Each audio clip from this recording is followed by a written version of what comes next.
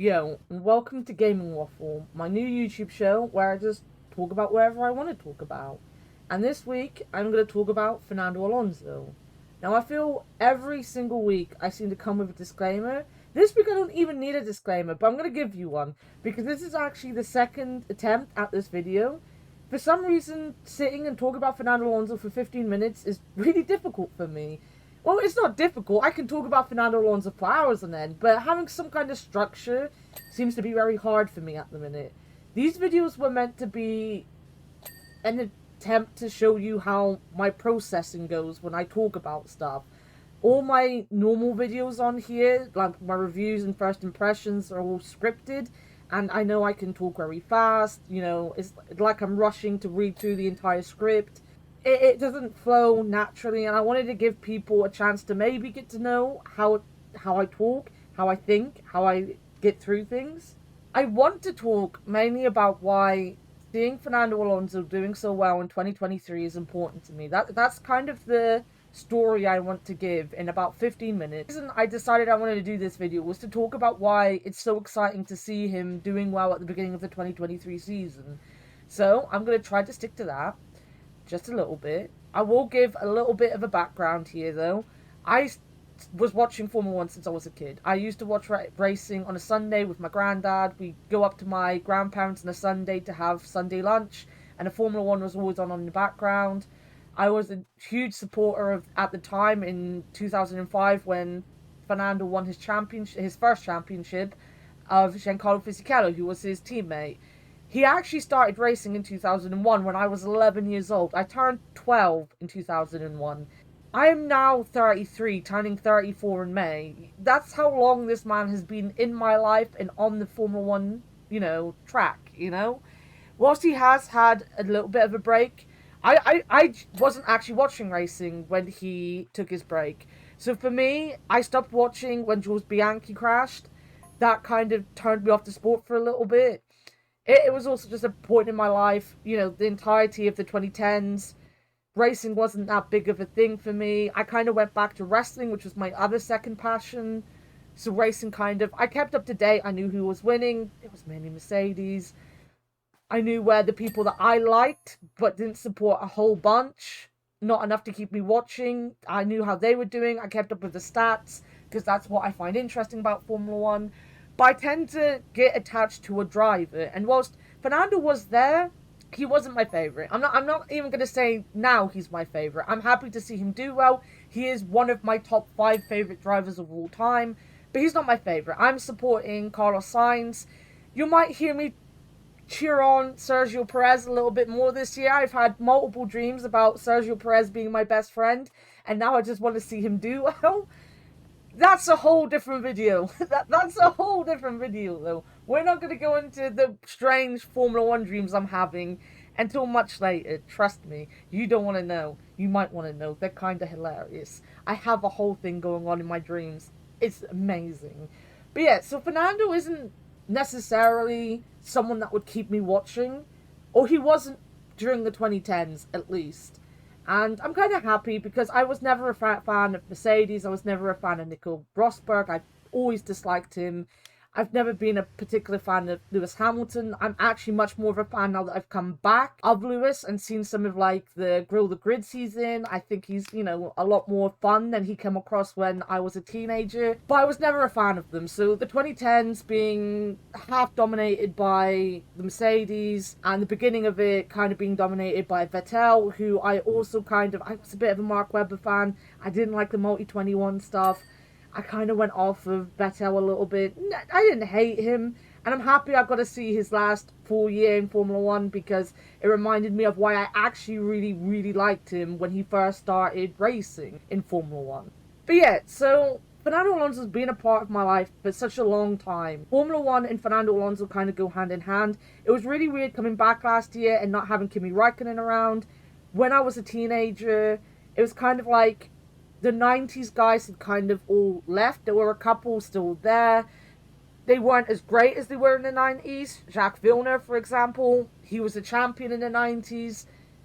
I remember him as being kind of a backmarker.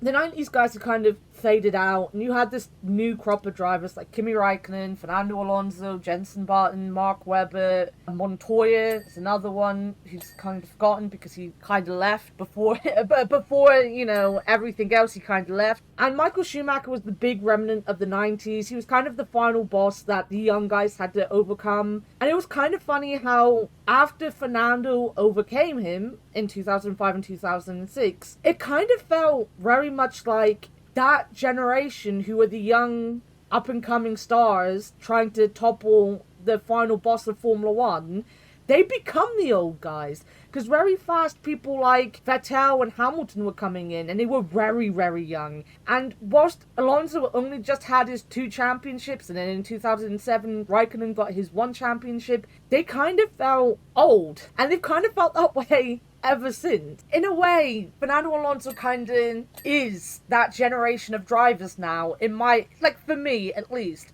When Fernando leaves, a whole era that I grew up with is gone. Like, he's the last remnant of everything, and that includes the 90s, because, especially because I took such a big break, whilst I love some of the younger drivers, whilst I was still watching racing before I gave it up when Hamilton, Vettel, who's already left, so I don't know why I'm saying him, but like Perez and people like that were in Formula One, I don't have that kind of coherent change from the noughties to the 10s as some people will have. So Alonso's kind of like this last big anchor to the 90s and the noughties that I have. And you don't expect those drivers that have been around for a very long time to be doing well. As I said, when I was a teenager, Jacques Villeneuve, former world champion, nobody saw him as a threat in the middle of the noughties because he just wasn't. And even last year, Vettel, he had some amazing performances. There was that race with, I think it was the Japanese Grand Prix, when him and Alonso crossed the line neck and neck. You know, he was still an amazing driver. But there was this feeling that they were kind of at the back, and that was the end of their career. And you kind of look at Alonso, and you feel he should be there as well. And the Alpine last year wasn't great, but it wasn't bad. So he was kind of in the middle, and when he did really, really well, the Alpine didn't keep up with him. And he had some bad luck as well. But you kind of felt like that middle section of the top 10 was where he was going to be, and that he was going to go backwards, because that's how you feel drivers do, you know? Like when Michael Schumacher come back with the Mercedes, I know it's a completely different thing, or kind of not. Alonso took a couple years out, but like he went from being this dominant force, you know, close to the top, to being not that great. And you kind of feel like Alonso should be not that great at this point, you know? But he isn't. And he's, you know, he's just got his 100th podium in Jeddah because they gave it back because, you know, I don't care, I'm biased. He deserves it. He deserved the 100 podiums. This year, he looks like a threat. He looks like if the Red Bulls mess up, and the way they're acting, the Red Bulls could very easily mess up right now. If they mess up, he's there to take the win. He's got 32 wins currently. You feel like he could take so many more wins at this point. Seeing him do well is kind of like nostalgia based. And I know a lot of people say it's nostalgia based, and then people get upset because they're like, oh, no, it's not nostalgia. But it kind of is, because I grew up watching him winning races. I grew up watching him fighting some of the greatest drivers of that generation. I saw him doing amazing things with other people doing amazing things. Kimi Raikkonen should have won multiple world championships, but the McLaren he was in originally, and then the Ferrari, they just weren't reliable cars. They weren't teams that had good, reliable teams around them at the time. He had a lot of championships taken away from him just because the car he was in wasn't good enough. I feel like the noughties and the early 2010s were extremely close in talent. Whilst we remember them for having dominant performances, it doesn't tell the whole story when you look at a season. And I feel like that's the same with a lot of dominant. I remember even in Ferrari's dominant years at the beginning of the noughties, there was a lot of times when I felt like, you know, people like Raikkonen could have won. Again, Raikkonen, always Raikkonen. But he didn't have the reliability and stuff, you know. Ferrari were the package, and Renault in 2005 and 2006 were the package. They weren't necessarily the faster cars, but they had everything together. When I was a kid, watching these people together, you didn't know who was coming out on champion at the end of the year. But it didn't ever really feel like anyone was dominant in the noughties after Michael Schumacher got defeated, obviously, which was the mid-noughties anyway. And seeing Alonso come back and do really well now is just kind of, it's comforting because it's what I grew up with. It was what I saw when I was a teenager. Now that I'm in my mid-30s, I'm happy to see something comforting on TV.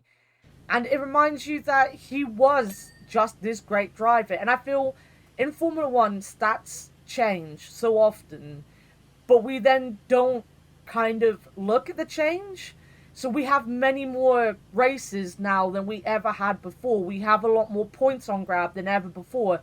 And then we compare someone like Senna with Hamilton, and we're like, oh wow, Hamilton's beat all of these records, and you don't put it into context. And I feel seeing Alonso do well now puts him and the driver that he is in context for people that weren't around when he was world champion, which was nearly 2 decades ago now. There are people watching Formula One now that will look at the stats and be like, well, he's a double world champion, but that's about it. He wasn't that great. Look at all these stats. Like, but they don't know Fernando Alonso in the same way as I know Fernando Alonso, as someone who watched him when he won his championships. And seeing him do well was comforting because it can then put into context drivers like Raikkonen and maybe even Vettel to a point, though I feel like his championships and his years at Ferrari spoke for themselves. But he kind of puts that era that people are kind of going to forget about at this point because the stats have changed. Racing as a whole has changed so much in such a short period of time. It's going to put into context the era that I grew up loving, the thing that made me a lifelong fan. It's just nice to see my childhood still doing well, especially because so much in my life doesn't go well. Again, there will be end this video is probably about my agoraphobia, my depression and anxiety, where I am in life right now, which isn't, a particularly great place to be in. So seeing something that I remember so many good times based around, watching these things with my granddad and things like that, it's just nice to see that now. And I do want to see Fernando win another race. I don't think he'll win another championship. I hope he does, but I don't think he will. But I'd like to see him get another win or two. I'd like to see plenty more podiums. And I just like to remember the good times, Now, I know I've probably still done a bad job, an extremely bad job of explaining why Fernando Alonso is so important to me. I'm aware that I've probably done a bad job of it, and I can see the time ticking down. I've already overshot what I wanted time-wise on this video, but it was worth it. Here we are at the end, though. Thank you as always for watching. I am a full-time streamer. That is my job. As I am unemployed currently with my agoraphobia and my depression, I stream on a Tuesday, Thursday, Saturday and Sunday over at twitch.tv/worker89. That's where you're going to see me more often than not. If you enjoyed this video, please feel free to subscribe to this channel and like the video. Let me know some of your favorite Alonso moments maybe in the comments below. I would really appreciate any support over on Twitch. That is my main job, as I said. I stream all sorts of games. We do point and clicks mainly because I'm a huge point and click nerd. But we do other things. We're going to go through Red Dead Redemption 2 very soon. We're doing Hollow Knight on Saturdays. I do a lot of community stuff on weekends as well. I'll play games with my mods. We'll do some Uno. Even if you're not too certain on me, give us a chance because my community are amazing. They think they're hilarious. I don't know about that, but they think they're hilarious. We have a good time. We're very chill. So please feel free to join us, to join our Discord. All my links are in the comments below. But yes, as always, thank you for watching, and bye-bye.